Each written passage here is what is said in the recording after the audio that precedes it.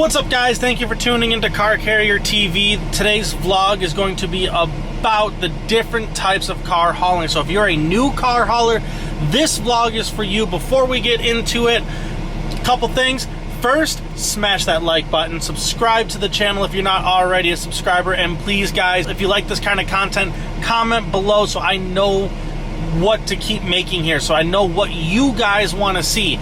But before we get into all of that, let's take a real quick look at what I got on today coming up here to Ohio, and then I'll come back and we'll discuss the different types of car hauling that you can do if you want to get into this industry.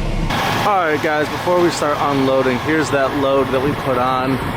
As you can tell, got 3 Tellurides across the top back here, 1 down in the belly, the 2 here.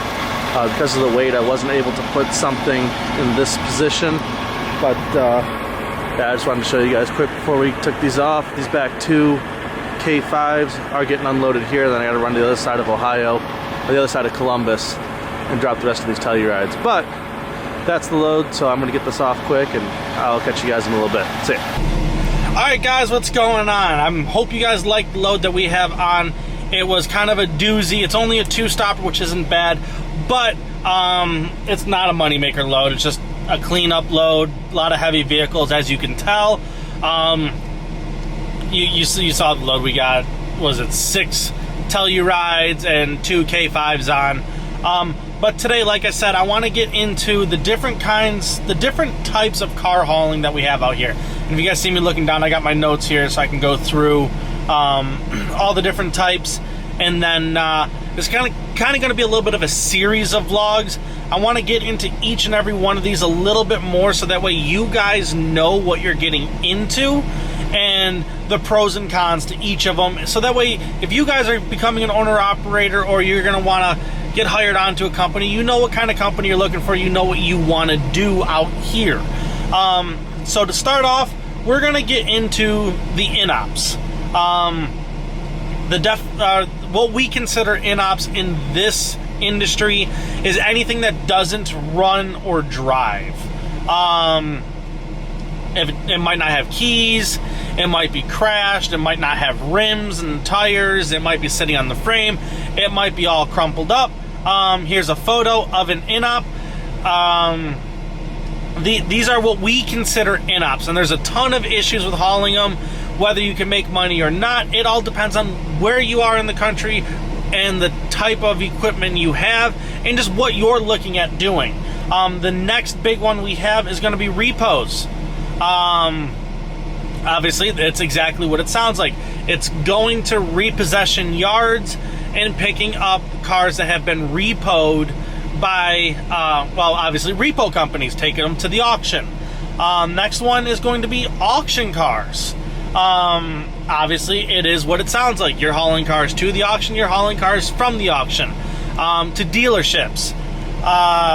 So like I said, it's exactly what it sounds like. Then the next one is door to door. This is going to be you're picking up at someone's house, delivering to someone's house, picking up at a business, delivering to a business.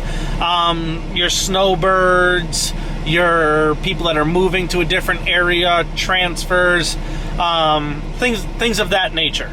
And then the last one, which is going to be today's topic, is going to be new car transport. This has always been what I have personally enjoyed doing. This has been my bread and butter, and this is what I still do. New car transport. This is what I like doing. New car transport, I guess we'll get into like where you can haul the cars, is going to be your off-site locations, which is going to be where cars either come out of a plant or off of a rail yard onto a different area. A lot of times the company that you work for actually owns the property that those are on. They can be parked right on one of their like repair facilities, something like that, or it could just be they bought a fenced in yard someplace because these cars are shipped in on rail. They're shipped in from Canada. They come across the border, and then they drop them to a location that we come in here in the United States, load them up, and then take them to the dealerships. And there's a big reason for that. Canadian haulers can't bring cars from the plants in Canada. And you probably can't see my hand. I talk with my hands a lot. They bring cars in from Canada, and then they drop them off just at a yard where they're checked in. Then we come pick them up and take them to the dealerships or where they're going. Because of the reason that the big issue is they can't here in America, and we can't, or in the United States, and we can't over there in Canada, turn around, deliver units, grab more units, take them someplace else. They can't take them someplace else here in the United States and then deliver them to work their way back to the Canadian border.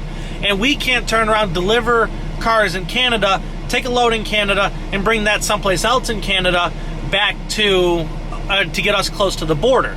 So, like, they can't turn around, or they wouldn't be able to afford to turn around and haul the cars from the plant in Canada to, let's say, Dallas, Texas. Because there's no freight, really, I mean, other than maybe one car a month, out of Dallas, Texas, going to Canada. So therefore, they're going to drive all the way to Canada, deliver, and then have to deadhead drive all the way from Canada, deliver to Dallas, Texas, then have to drive all the way back to Canada to get their next load. So that means they're going to have to be paid for all that deadhead. So therefore, that load would have to be an $8,000, $9,000, $10,000 load to make it worthwhile for them to load it in Canada and then bring it here to the United States, deliver it all the way across the country to Texas, to Florida, to literally Ohio. I mean, it doesn't matter. Half of their work is going to be deadhead miles. It has to be paid for it. Whereas they can drop them to an off-site location. We load them at this off-site location in Buffalo, New York, and Romulus, Michigan, across the Canadian border. Obviously, you fill in the blank. And then we deliver to Dallas, Texas. Yeah, we might not have something from Dallas, Texas going back to Michigan, but we can get something from Dallas, Texas over to Georgia, and Georgia up to Ohio, and Ohio back to Romulus, Michigan, and which is one of our yards, and load up out of there and take another load back to Dallas, Texas again. They can't do that, just like we can't do it up there. So that would be off-site locations. That's if you're picking up where another car hauler has delivered cars specifically for you to load to take elsewhere and deliver to its final destination. The next one is going to be like rail yards. Obviously, it's pretty self-explanatory. The cars are loaded at a factory or a port, driven across the country on rail, delivered to the rail yard, where we load up the cars at the rail yard and then go deliver them. A lot of times your rail yard work is going to be under 200 miles. You might get some out to 250 miles depending on the part of the country, but a lot of times it tends to be a lot more local work, which is good. If you're the type of driver that wants to be home every night, you're going to want to run out of more rail yards, which is going to be a lot more local for you. It's going to get you home every evening or most evenings.